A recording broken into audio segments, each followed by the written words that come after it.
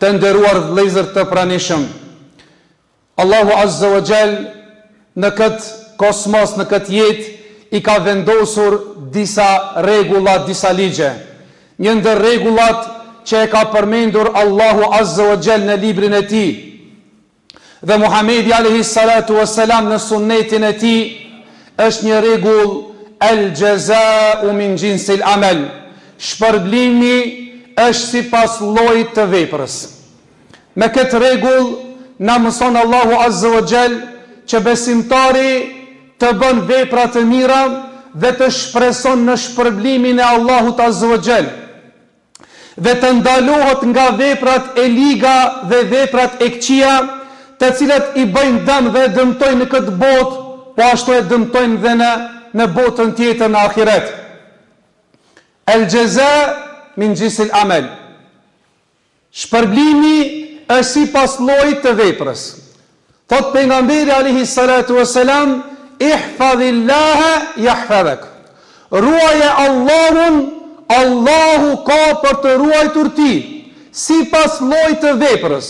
Nëse ti e ndihmon fenë Allahut, nëse ti e ruan dinin e Allahut, nëse ti e ruan imanin tënd, nëse ti e ruan Kur'anin që i beson, atëherë dije se Allahu Azza wa Jall ka me të ruajtur ti në këtë dunjë dhe po ashtu ka me të ruajtur në ahiret nga zjarmi i xhehenemit.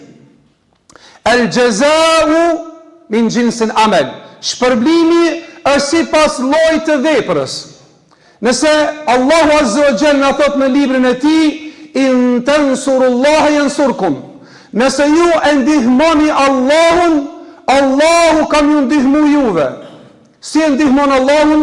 E ndihmon fenë e tij duke mësuar dinin e Allahut, duke mbrojtur dinin e Allahut nga devimet e ndryshme, nga lajthitjet e ndryshme. Nëse ti nuk e ke mësuar dinin tënd, atëherë nuk e ke ndihmu dinin tënd. Nëse ti nuk kujdesesh për dinin tënd, atëherë nuk ke kujdesur për fenë Allahut dhe e ke humbur këtë shpërblimin nga lloji i veprës, i cili nëse ndihmon Allahun, Allahu ka për të ndihmuar ti. Sipas shpërblimi, sipas llojit të veprës. Pejgamberi alayhi salatu wassalam po thotë kështu: Bashiril masha'ina fi dhulami bi nurit tam yawm al-qiyamah. Përgëzoj ata besimtar të cilët shkojnë në xhami në errësira natën, në errësirat e errta, me dritën e plot në ditën e Kiametit. Do thot ai njeri që e bën një vepër për hir të Allahut dhe vjen, ngritet nga shtrati i tij, kur është ende errësir, ende pathir e zoni i sabahut dhe vjen në xhami, ai vjen në errësir e për shkak shpërblimin e ka të njëjtën vepër që e ka bërë sipas llojit të veprës në ditën e Kiametit, që njeriu do të ketë shumë nevojë që të ketë ndriçimin, dritën e tij për t'ia ndriçuar rrugën në urën e Siratit dhe për ta kaluar në xhenetin e Allahut. Do të jenë ata njerëz të cilët kanë ardhur në xhami në errësira, qoftë në namazin e yacies, e cila është në errësirë, qoftë në namazin e sabahut që vjen me errësirë, me dritën e plot në ditën e Kiametit. Shpërblimi sipas llojit të veprës. Për ata dhe tha pejgamberi alayhi salatu wassalam, ummati gurra al-muhajjalin yawm al-qiyamah. Ummeti jem do të dallohet nga ummetet tjera me disa tragje. I kanë thonë, çka janë ato tragje të i dërguari Allahut? Ka thonë, min atharil wudu, nga tragjet e abdesit. Besimtari në këtë dunjë, kur merr abdes dhe e lën fytyrën e tij dhe i lën krahët deri mbi burilat dhe merr mesin e tij dhe i lën këmbët e tij mbi njët e kamës, ata pjesë të cilët i ka la me abdes, me nijet për adhurim, do të bëjnë dritë, do të ndriçojnë nga të gjithë ummetet tjera, dhe kështu Muhamedi alayhi salatu wassalam do ta dallon ummetin e tij, shpërblimi sipas llojit të veprës. E kilo komën për hir të Allahut, e kilo krojën për hir të Allahut, e kilo syrin dhe fytyrën tënde, do të të ndriçon ditën e kiametit dhe do t'i njeh Muhamedi alayhi salatu wasalam ummetin e tij. Për ato tha, shpesh herë që ka dobësina për xhamia, që muezinat nuk ka në për xhamia dhe ndrohen shpesh muezinat dhe ka probleme. Pse? Sepse nuk ja din vlerën. Thot Muhamedi alayhi salatu wasalam, el muadhdhinuna atwalu a'naqan yawm al-qiyamah. Muezinat do ta kenë qafën më të gjatë në ditën e kiametit. Kanë thonë pse? Se ai e përçon dhe i ngrit zërin e ezanit. E përmend Allahun, e Allahu në ditën e kiametit ku do të dalin njerëzit. E keni pa shpesh në një tubim shumë i madh, që është një turmë e madhe. Çdo njeri mundohet të ngritet me gishta dhe ta zgjat qafën e tij për të pa ose për të dalluar nga tjerët. Allahu do ta dallon muezinin me qafën e tij të gjatë që do të dallohet prej të tjerëve, se ki ka qenë muezin dhe ki e ka thirr ezanin 5 kohë namaz. E kjo është punë shumë e madhe. Shpërblimi është sipas llojit veprave.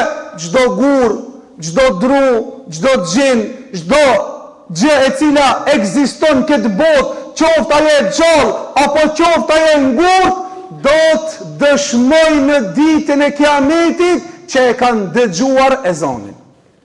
Shpërblimi sipas llojit të veprës. Për atë thot Allahu Azza wa Jall në surën Zilzala, çka thot?